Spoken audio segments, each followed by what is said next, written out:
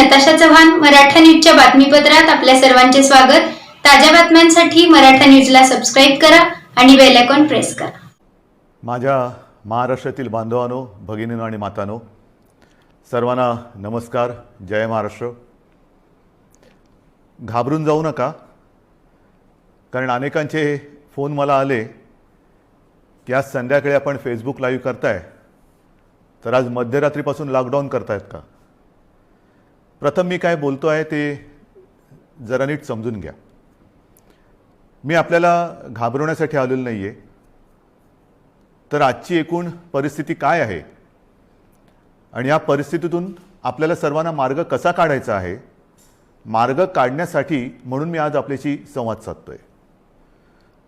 सर्वांना या गोष्टीची कल्पना आहे की आता जवळपास 1 वर्ष झालं आपण एका विचित्र विषाणूबरोबर लढतो आहोत आणि याही गोष्टीची आठवण आपल्याला असेल की हेच ते दिवस होते मार्च महिन्यामध्ये पहिला प्रथम कोविडने आपल्या महाराष्ट्रामध्ये शिरकाव केला आणि हा म्हणता एखाद्या मायावी राक्षसासारखा त्यांनी महाराष्ट्रच नव्हे तर देश व्यापून टाकला। मधल्या काळामध्ये आपण सर्वजण मिळून या व्हायरसला रोखण्यामध्ये नक्कीच यशस्वी झालो होतो, त्याच्याबद्दल काही वादच नाही आहे। पण हे युद्ध आपण सगळ्यांनी मिळून एकत्र हातात हात घालून लढलो म्हणून ती परिस्थिती निर्माण झाली होती। साधारणतः कालच्या जानेवारी-फेब्रुवारीपर्यंत आपल्याला असं वाटत होतं की आता झालं, संपलं, ये कोरोना क्या है, क्या चीज़ है कोरोना, कोविड क्या है। विशेष म्हणजे गेल्याही वर्षी अर्थसंकल्पीय अधिवेशन होतं, याही वर्षी तोच काळ आला, मार्च। अर्थसंकल्पीय अधिवेशन नुकतंच गेल्या महिन्यात पार पाडलं आणि आपल्याला सर्वांना कल्पना आहे की लॉकडाऊनच्या पार्श्वभूमीवरती आर्थिक परिस्थिती ही संपूर्ण जगाचीच दोलायमान झालेली आहे आणि त्या परिस्थितीचा विचार करून महाराष्ट्र पुढे नेण्यासाठी एक अत्यंत चांगला अर्थसंकल्प आपल्या माननीय उपमुख्यमंत्र्यांनी, अर्थमंत्र्यांनी, अजितदादांनी मांडला। आपल्या सरकारचा तो अर्थसंकल्प महाराष्ट्र पुढे नेणारा, संकटातही महाराष्ट्र थांबला नाही, थांबणार नाही हे करून दाखवणारा तो अर्थसंकल्प आपण मांडला आणि त्याच्यानंतर जे काय झालं म्हणजे काल परवाकडे होळी, धुलीवंदन सगळं पार पडलं, पण तिथपासूनच आपल्या राज्यात शिमग्याला सुरुवात झाली। असो, त्या शिमग्याबद्दल मी काय बोलणार नाही, त्याला सुद्धा मी जेव्हा उत्तर द्यायचं तेव्हा मी जरूर देईन। तो विषय आजचा नाही आहे। आजचा विषय आहे तो कोरोनाची परिस्थिती ही नेमकी काय, आपण काय करणार आहोत। मध्ये मध्ये मी आपल्याला सातत्याने सांगत आलेलो आहे की जर ही परिस्थिती अशीच राहिली तर आपल्याला परत एकदा लॉकडाऊन करावा लागेल की काय, अशी एक शक्यता मी बोलून दाखवली होती। ही शक्यता आजही पूर्णपणे टळलेली नाही आहे। मला आज पुन्हा एकदा आपल्याला सर्वांना आवाहन करायचं आहे, विनंती करायची आहे, कारण गेल्या वर्षभरामध्ये माझ्या महाराष्ट्रातील प्रत्येक बांधवांनी, भगिनींनी आणि मातांनी जे मी सांगत आलो ते अत्यंत आपुलकीने ऐकून घेतलं आणि त्याच्याप्रमाणे ते वागले। तुम्ही सगळे वागलात। यात सर्व धार्मिक नेते आले, सर्व धर्मीय आले, सर्व राजकीय पक्ष आले, त्यांचे कार्यकर्ते आले। आता काय झाले थोडंसं की मधला काळ जो आला त्या काळामध्ये आपण थोडे शिथिल झालो। आपण शस्त्र टाकली की काय अशी एक साधारणतः परिस्थिती निर्माण झाली। लग्न समारंभ थाटामाटात सुरू झाले, इतर पार्ट्या सुरू झाल्या, राजकीय मोर्चे, निदर्शनं, आंदोलनं, सगळं काही जणू काही कोरोना गेला अशा पद्धतीने आपण सुरू केलं। आणि तेव्हाही मी सांगत होतो की थोडा धीर धरा, पुन्हा एकदा मार्च एप्रिल एंडपर्यंत आपल्याला थोडासा एक संयम बाळगावा लागेल। दुर्दैवाने जी भीती केवळ मीच नव्हे तर ह्या विषयातले जे तज्ज्ञ आहेत त्यांनी जी व्यक्त केली होती ती खरी ठरली। मार्चच्या आधीपासूनच आपल्या राज्यामध्ये पुन्हा एकदा कोरोना मोठ्या राक्षसापेक्षा म्हणजे गेला राक्षस होता त्याच्या डबल टिबल दुप्पट तिपटीने अकराळ विक्राळ रूप धारण करून आलेला आहे. त्याच्यामध्येच विषाणूचा नवा अवतार म्हणजे हे पण नवल आहे. आत्तापर्यंत आपण आपले विष्णूचे अवतार ऐकले होते ज्याचे आपण पूजन करतो. ज्या ज्या वेळेला संकट आली त्या त्या वेळेला भगवान विष्णूंनी वेगवेगळे अवतार घेतले आणि आपल्याला वाचवलं. पण हा विषाणू जो आहे तो वेगवेगळे अवतार धारण करून आपल्याला संकटात टाकतोय आणि आपली परीक्षा बघतोय. पुन्हा एकदा तीच गरज आहे. आपल्याला सर्वांना धैर्याने सगळं धैर्य एकवटून लढण्याची गरज आहे. लॉकडाऊन करणार का हा प्रश्न अजूनही मी उत्तर देत नाही. पण साधारणतः आत्ताची परिस्थिती काय आहे ह्याची कल्पना आपल्याला देण्याची मला पुन्हा एकदा गरज वाटते. जेव्हा ही परिस्थिती निर्माण झाली किंबहुना कोविडची साथ सुरू झाली आपल्याला पूर्ण माहिती आहे आपल्या राज्यामध्ये फक्त 2च ह्या विषाणूंची चाचणी जिथे होऊ शकते अशा प्रयोगशाळा होत्या. एक मुंबईमध्ये कस्तुरबा आणि दुसरी पुण्याला NIVची. आज त्या 2च्या जवळपास आपण 500 पर्यंत चाचण्या करणाऱ्या संस्था किंबहुना लॅब्स तयार केलेल्या आहेत. मुंबईमध्ये सुद्धा आपण दर दिवशी साधारणतः 50,000 चाचण्या आज करतो आहोत. गेल्या काही दिवसात म्हणजे मला जी माहिती सगळी माझ्याकडे आलेली आहे त्याच्यात महाराष्ट्रामध्ये जी आपली क्षमता होती 75,000 चाचण्या दर दिवशी करण्याची ती आपण वाढवून जवळपास 1,82,000 पर्यंत नेलेली आहे. 1,82,000 75,000 ते 1,82,000 इथपर्यंत आज आपण रोजच्या चाचण्या करतो. येत्या काही दिवसात ही संख्या आपल्याला 2.5 लाखावर न्यायची आहे. 2.5 लाख चाचण्या दर दिवशी महाराष्ट्रामध्ये लवकरात लवकर आपण करणार आहोत. आणि याही चाचण्या ते रॅपिड अँटीजेननी नाही तर त्याचं जे प्रमाण आहे केंद्राची जी काय मार्गदर्शक तत्व आहेत की साधारणतः 70% चाचण्या ह्या RT-PCR ह्या पद्धतीने झाल्या पाहिजेत. आता माझ्यापेक्षा सर्वांनाच माहिती झालेलं नेमकं RT-PCR म्हणजे काय, रॅट म्हणजे रॅपिड अँटीजेन टेस्ट म्हणजे काय. RT-PCR अचूकताही अधिक असते, अधिक चांगली असते.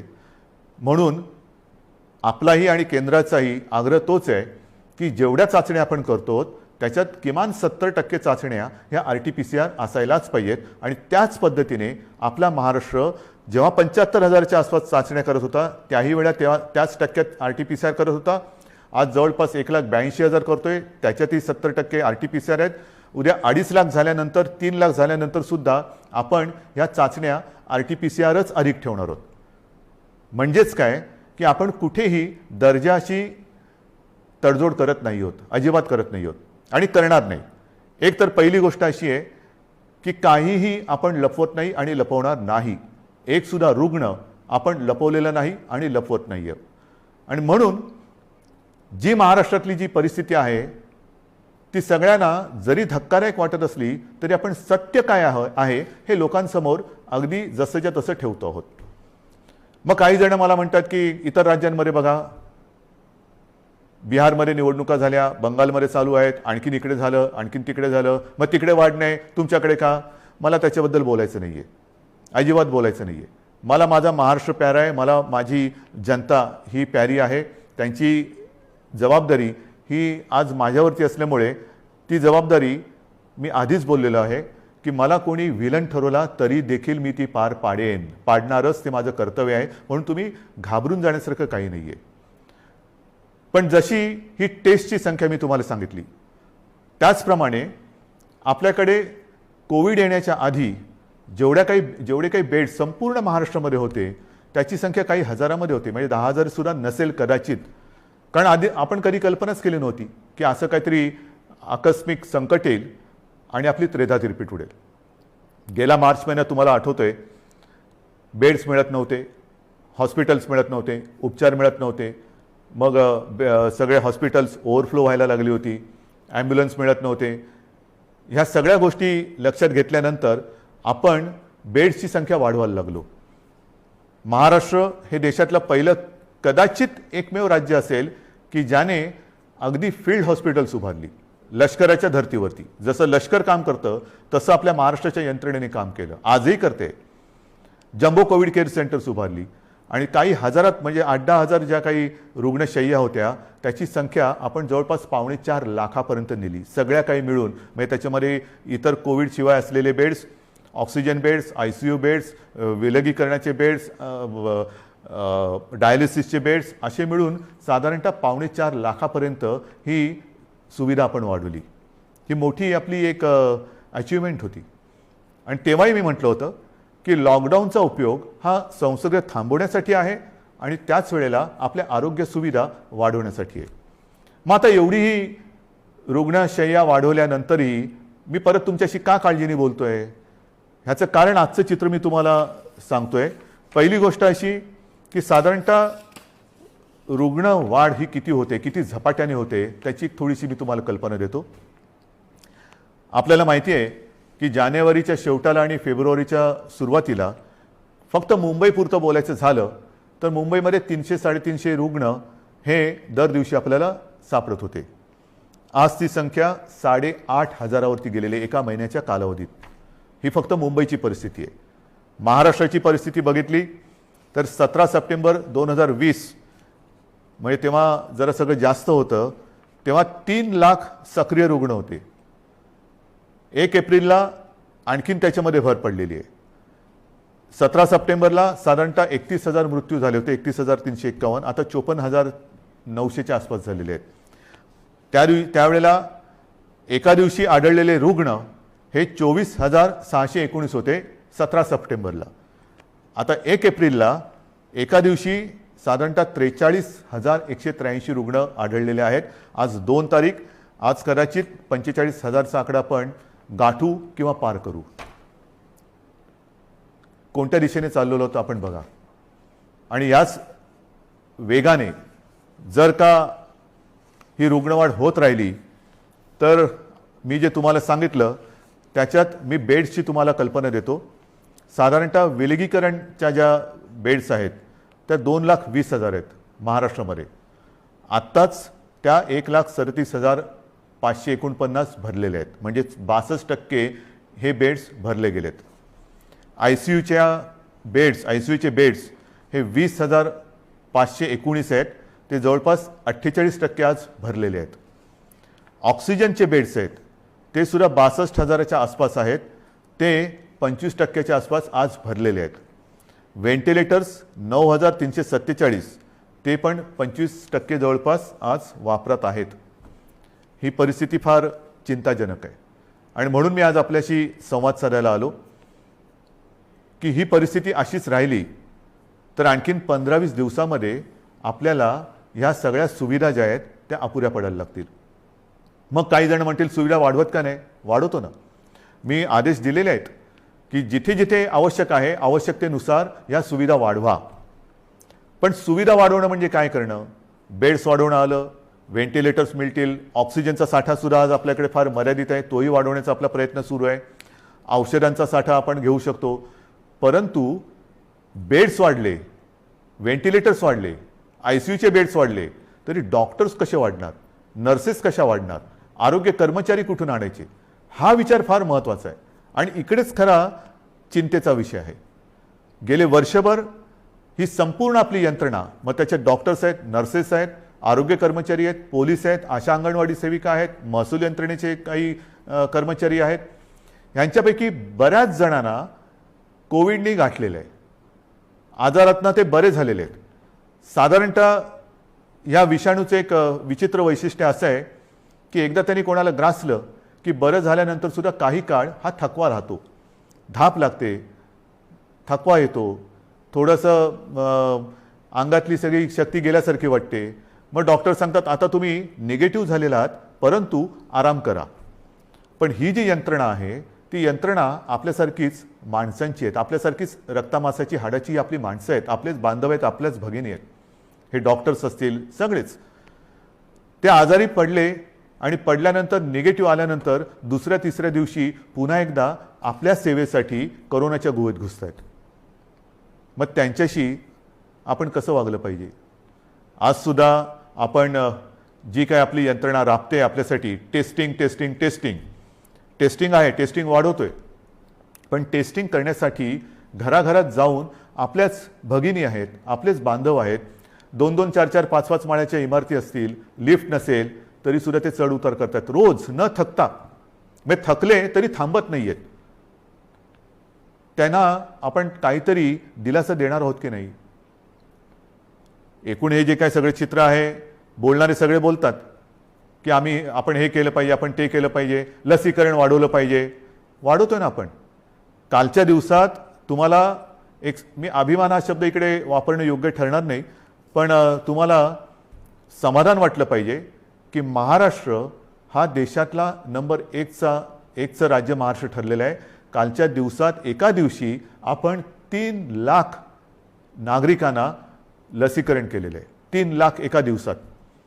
म्हणजे आत्तापर्यंत आपण जेव्हापासून लसीकरणाला सुरुवात झाली सुमारे 65 लाख, त्याच्यात आजचा आकडा मी धरलेला नाही आहे, 65 लाख आपल्या नागरिकांना आपण लसीकरण केलेलं आहे.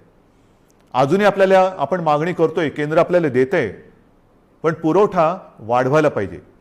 आणि पुरवठा वाढवल्यानंतर आपली क्षमता आज जी 3 लाख आहे ती लवकरात लवकर किमान 6 ते 7 लाख दर दिवसाला करण्याची आपली क्षमता आहे. पण तेवढ्या लसचा पुरवठा झाला पाहिजे. ती मागणी आपण करतोय. होईल, मागणी मान्य होईल, मी काय त्याच्यावर टीका नाही करत आहे, कारण सगळ्याच राज्यांना द्यायचं आहे. तर ही आपली क्षमता आहे. परंतु होतंय असं की लस घेतल्यानंतर, आता मी सुद्धा 1 डोस घेतलेला आहे लसचा. आपल्याशी बोलताना आजूबाजूला कोण नाही म्हणूनच मी मास्क काढून आपल्याशी बोलतोय. पण लस घेतल्यानंतर सुद्धा काही जण कोरोनाने बाधित होत आहेत. का होत आहेत? कारण लस घेतली आता सगळं झालं असं नाही आहे. लस घेतल्यानंतर सुद्धा मास्क हा घालणं अनिवार्य आहे. मी मधल्या काळामध्ये माननीय पंतप्रधानांनी जी एक व्हिडिओ कॉन्फरन्स घेतली त्याच्यात हा मुद्दा मी काढला होता. आणि मी बोलताना असं बोललो होतो की आमच्या इथे लसचे 2 डोस घेतल्यानंतर सुद्धा आणि तो मधला कालावधी झाल्यानंतर सुद्धा काही लोकांना संसर्ग झालेला आहे. तेव्हा स्वतः माननीय पंतप्रधानांनी सांगितलं की एक गोष्ट लक्षात घ्या की लस घेतली म्हणजे कोविड होणार नाही अशातला भाग नाही आहे. कोविड होईल, पण त्याची घातकता कमी होईल. म्हणजेच काय की साधारणतः धुवाधार पावसामध्ये एक छत्री असावी तशी ही छत्री आहे, जरूर आहे. पण आत्ता नुसता पाऊस नाही आहे, वादळ आहे. आणि या वादळामध्ये लस घेणे ही एक साधारणतः आपल्याकडे छत्री आहे, त्यातल्या त्यात कमीत कमी भिजावं म्हणून. आणि लस घेणं, टेस्ट वाढवणं, रोजच्या चाचण्या वाढवणं हा उपाय अजूनही तरी मी मानायला तयार नाही.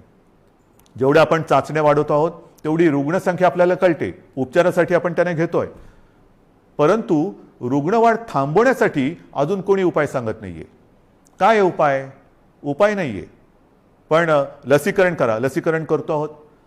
आज मी पुन्हा एकदा सांगतो, संपूर्ण देशात आपलं राज्य हे लस देणारं नंबर 1चं राज्य आहे. आजच्या दिवशी आपण 3 लाख नागरिकांना दर दिवशी लस देतोय. काल परवापासून 3 लाख हा आकडा गाठलेला आहे. परत एकदा सांगतो, लसीचा पुरवठा आपल्याला ज्या क्षणी वाढेल तेव्हा ही क्षमता आपण दुपटी तिपटीने वाढवू शकू एवढी आपली नाही म्हटलं तरी ताकद आहे, नक्कीच आहे. म्हणजेच काय की एका बाजूला आपली ही यंत्रणा ट्रॅकिंग, ट्रेसिंग, टेस्टिंग ह्याच्यासाठी बिझी आहे, दुसरीकडे उपचारांसाठी बिझी आहे, तिसरीकडे हीच यंत्रणा लसीकरणासाठी सुद्धा व्यस्त आहे. हे सगळं एकत्रित आल्यानंतर त्यांची काय स्थिती होत असेल ह्याचा थोडा आपण विचार केला पाहिजे. आणि म्हणून मला असं वाटतं की लॉकडाऊन करायचं का? इतर देशांनी काय केलेलं आहे? इतर देशाचा जर का आपण अंदाज घेतला तर अमेरिकेने सुद्धा 7 कलमी कार्यक्रम जाहीर केले आहे. त्याच्यामध्ये सुद्धा त्यांनी असं म्हटलेलं आहे की राजकारण नको, जीव महत्त्वाचा आहे, असं राष्ट्राध्यक्षांनी आवाहन केलं आहे. मला असं वाटतं आपल्याकडे सुद्धा सर्व पक्षांनी त्यांनी केलेलं आवाहन नाही, पण निदान मी केलेली विनंती मानायला काय हरकत नाही आहे. जीवाशी खेळ नको, कृपा करून याच्यात राजकारण आणू नका. ब्राझीलमध्ये तर फारच पंचायत झालेली आहे, कारण तिकडे मार्चच्या एका महिन्यात जवळपास 60,000 मृत्यू झालेले आहेत. मृत्यूदर दुपटीने वाढला आहे. बेरोजगारीची म्हणजे मृत्यू पण होत आहेत आणि बेरोजगारीची पण समस्या वाढते. फार विचित्र परिस्थिती ब्राझीलमध्ये.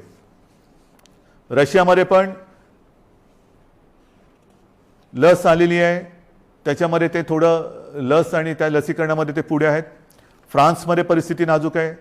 तिथेही जी माहिती मिळते तिकडे तिसऱ्यांदा राष्ट्रीय लॉकडाऊन करण्यात आलेला आहे आणि ह्या लॉकडाऊनच्या मध्ये केवळ जीवनावश्यक वस्तूंची दुकाने उघडण्यास परवानगी दिलेली आहे. कार्यालयातील लोकांना फक्त घरून काम करावे लागेल. पुढील 3 आठवड्यांसाठी शाळा पूर्णपणे बंद ठेवण्यात येतील. या 4 आठवड्यात कोणत्याही प्रकारची जाहीर सभा होणार नाही. त्यांच्यावर पूर्ण बंदी असेल. कोणी आवश्यक कारणाशिवाय आपले घर सोडणार नाही. हे मी तुम्हाला नाही सांगितलं, हे फ्रान्समधलं वातावरण तुम्हाला सांगतो. नाही तर तुम्हाला वाटेल मी आत्ताच काहीतरी लॉकडाऊन जाहीर केले काय. हंगेरीमध्ये पण वर्क फ्रॉम होम बंधनकारक आहे. डेन्मार्कमध्ये तसंच आहे. ग्रीसमध्ये हळूहळू निर्बंध हटवायला सुरुवात झालेली आहे. बेल्जियमने परत एकदा महिन्याभराचा कडक लॉकडाऊन लावला आहे. पोर्तुगाल सरकारने शहरांमधील नागरिकांची ये जा थांबवली आहे. आयर्लंडमध्ये तर डिसेंबरपासून कडक लॉकडाऊन आहे. फिलिपिन्समध्ये मनिला व आसपास परत एक आठवड्याचा कडक लॉकडाऊन लावला आहे. केनियामध्ये सुद्धा देशभर कडक निर्बंध लावलेले आहेत. UK सुद्धा आता हळूवार त्यांनी 2-2.5 महिन्याचा लॉकडाऊन केल्यानंतर हळूवार निर्बंध शिथिल करतायत. जसं आपण हळूवार शिथिल केले तसंच UK तिकडे तर 2.5-3 महिन्याचा अत्यंत कडक लॉकडाऊन होता आणि आता हळूवार ते निर्बंध शिथिल करतायत. इटलीमध्ये सुद्धा तशीच आहे. जर्मनीमध्ये सुद्धा तीच परिस्थिती आहे. पोलंडमध्ये तीच आहे. हे सगळं लक्षात घेतल्यानंतर मला माहिती आहे की लॉकडाऊन हा खूप घातक आहे. परंतु जी कात्रीत मी मागाशी म्हटलं की एका कात्रीत आपण सापडले. एका बाजूला अर्थचक्र आहे. अर्थचक्र चालवायचं तर अनर्थ ओढवतोय. अनर्थ थांबवायचा तर अर्थचक्र बंद पडतंय. करायचं काय मग? आणि मधल्या काळामध्ये जी काही मतं हे तज्ज्ञ ह्या क्षेत्रातले आहेत नाही आहेत, मी त्यांची नावं नाही घेत, पण त्यांनी त्यांची मतं मांडलेली आहेत.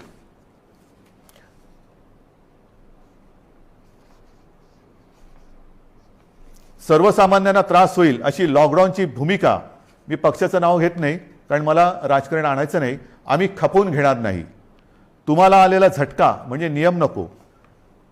महाराष्ट्रामध्ये कोरोनाचं नाटक पुन्हा सुरू झालेलं आहे. कोरोनाच्या संसर्गाला लॉकडाऊन हा पर्याय नाही. आम्ही लॉकडाऊनला जोरदार विरोध करू, रस्त्यावरती उतरू. हिटलरसारखं वागू नका. सर्वसामान्य जनतेला लॉकडाऊन परवडणारा नाही. जनता आधीच लॉकडाऊनला कंटाळली आहे, त्यामुळे राज्यात लॉकडाऊन लावणे हा पर्याय नव्हे. लॉकडाऊन हा अंतिम पर्याय होऊ शकत नाही. लॉकडाऊन लावायचं असेल तर आधी रोजगाराचे पैसे 5,000 रुपये का काय ते थेट खात्यात जमा करा. एका उद्योगपतीने सांगितले की लॉकडाऊन लावण्याच्या ऐवजी आरोग्य सुविधा वाढवा. आता आरोग्य सुविधा मी तुम्हाला सांगितली काय परिस्थिती आहे. गेल्या वर्षभरात आपण एवढी आरोग्य सुविधा वाढवली, अजूनही वाढवतो आहे. पण मुद्दा असा येतो की हे जे काही आपल्याला सल्ले देत आहेत त्यांना मी सांगू इच्छितो हात जोडून, उद्योगपतींना सांगतो, म्हणजे त्या ज्यांनी सांगले सगळ्या उद्योगपतींबद्दल नाही, की आरोग्य व्यवस्था वाढवतो मी, बेड्स वाढवतो, सगळं वाढवतो, पण कृपा करून रोज मला किमान 50 डॉक्टर्स, नर्सेस, आरोग्य कर्मचारी यांचा महाराष्ट्रभर पुरवठा होईल अशी काहीतरी सोय करा. कारण नुसतं फर्निचरचं दुकान म्हणजे आरोग्य सुविधा नाही आहेत. त्याच्यामध्ये व्हेंटिलेटर आल्यानंतर व्हेंटिलेटर वापरणारे सुद्धा तज्ज्ञ लागतात. ऑक्सिजन किती द्यायचा, किती प्रमाणात द्यायचा याच्यासाठी सुद्धा त्या विषयातला तज्ज्ञ लागतो. अगदी रेमडेसिवीर द्यायचं झालं तर ते कसं दिलं पाहिजे ते समजणारा डॉक्टर लागतो. ही तज्ज्ञ लोक आणि डॉक्टर्स ही कुठून आणायची? आणि ही परिस्थिती जर का बघितली तर मला तुमच्याकडनं हीच अपेक्षा आहे.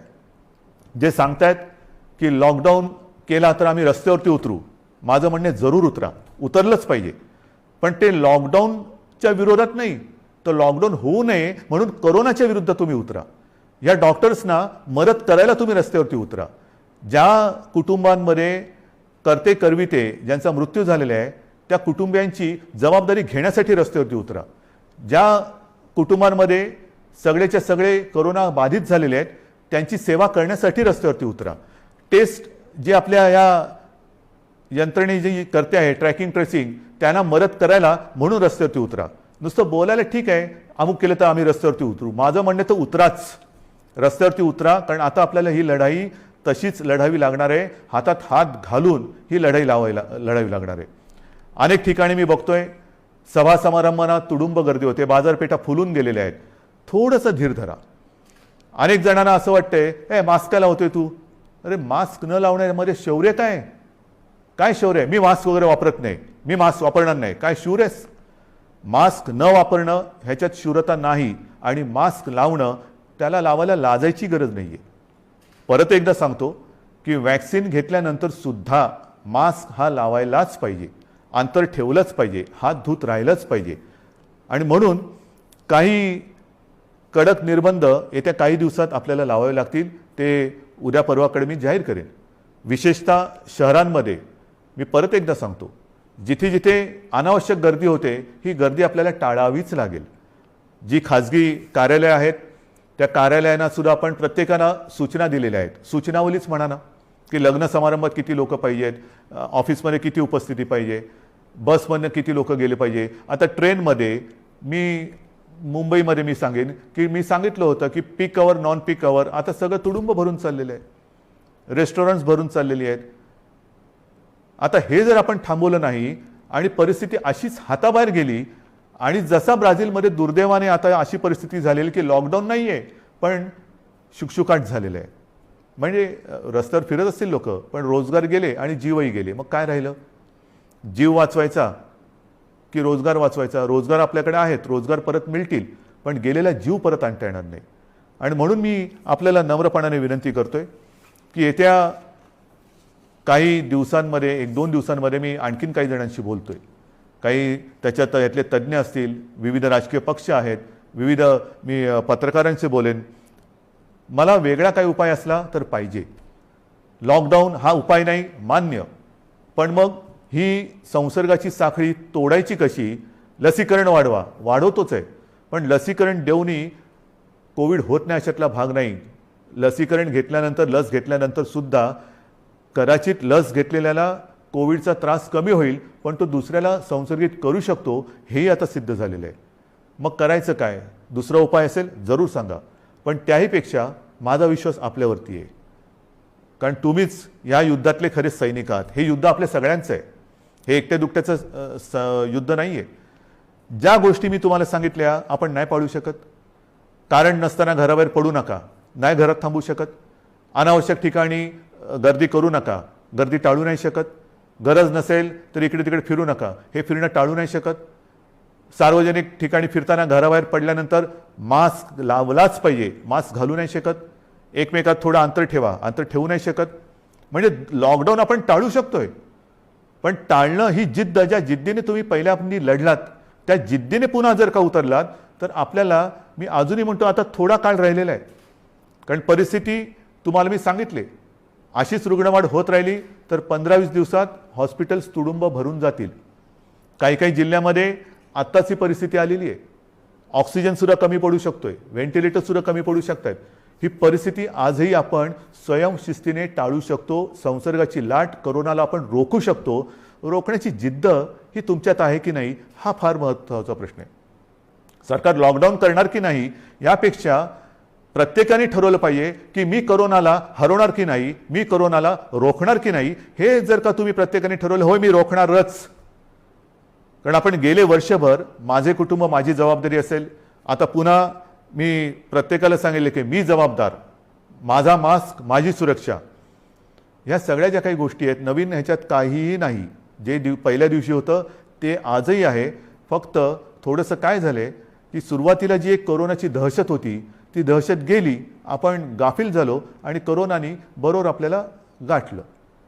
अजूनही कोरोनाने आपल्यावरती मात केलेली नाही, मी त्याला करू देणार नाही, अजिबात नाही. मात आपणच त्याच्यावरती करायची आहे. पण ही मात करताना जर आपण घट्ट उभे राहिलो, सगळ्या जणांनी, संपूर्ण सगळ्या राजकीय पक्षाने, मी पुन्हा एकदा हात जोडून विनंती करतो आहे की कृपा करा, जनतेच्या जीवाशी खेळ होईल असं राजकारण करू नका. जे जे सरकार पावलं उचलत आहे ते जनतेच्या हितासाठी उचलते. अर्थचक्रही फिरवायचं आहे, गरिबाची रोजीरोटी वाचवायची आहे, पण त्याचबरोबरीने सगळ्यात आधी आपल्याला त्यांची जीव वाचवायची आहे. म्हणून जीवाला पहिलं महत्त्व द्यायचं आहे आणि त्याच्यानंतर मग बाकीच्या ज्या काही गोष्टी आहेत त्या आपल्या हातातल्या आहेत त्या आपण करू शकतो. म्हणून आजसुद्धा मी पूर्ण लॉकडाऊनचा इशारा देतो आहे. लॉकडाऊन जाहीर करत नाही आहे, पण 1-2 दिवसामध्ये जर का दृश्य स्वरूपामध्ये ह्या गोष्टी आढळल्या नाहीत.